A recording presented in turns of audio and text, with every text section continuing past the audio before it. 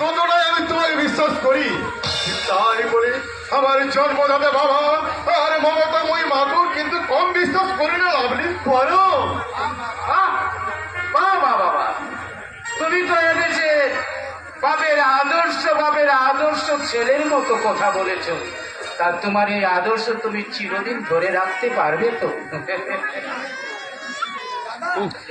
কি হয়? আমার আশাটাই ভুল হয়েছে। এই দুর্গার মুখে আমি শুনলাম তোমাদের নাকি বড্ড অভাব, সামান্য পোশাক আর গয়নার জন্য নাকি তোমাদের স্বামী স্ত্রী প্রায় খিটমিট লেগেই থাকে। তাছাড়া তুমি তো আমার কারখানার ওয়ার্কার নইলে ভাই, আমার নিজের আত্মীয়।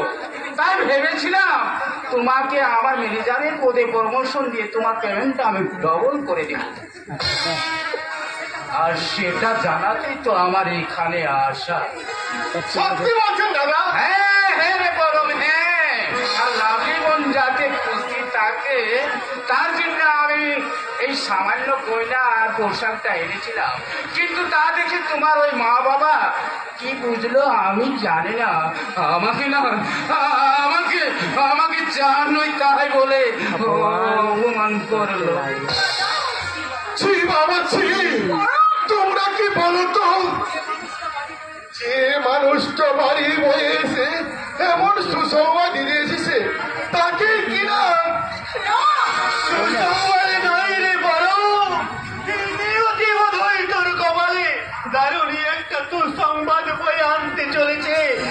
এখনো যদি সাবধান না হোস তোর জীবনটাই যে ছাড়খাড় হয়ে যাবে বড়।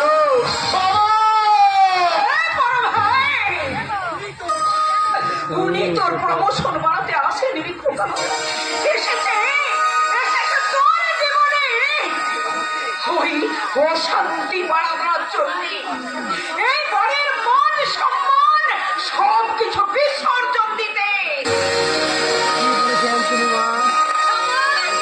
তুমি যে কি বলছো মা, আমি কিছুই বুঝতে পারছি না। বুঝতে যদি না পারিস খোকা, তাহলে তোর স্ত্রীকে জিজ্ঞাসা করে দেখ তো। একটা বাইরের লোকের সামনে